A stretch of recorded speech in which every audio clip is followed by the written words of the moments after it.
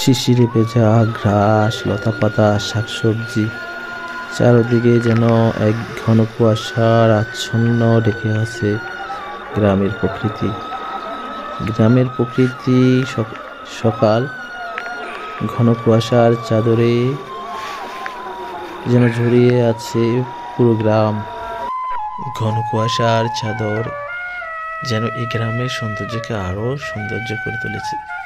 তেমনি এই গ্রামের কৃষকের ভাগ্যের পরিবর্তন করেছে এই আলু চাষের মাধ্যমে।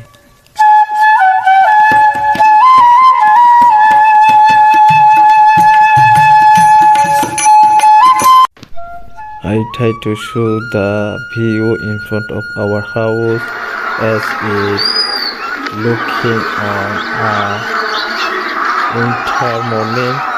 So please everybody like and comment and share and subscribe my channel. Thanks for watching my video. Goodbye. Allah Hafiz.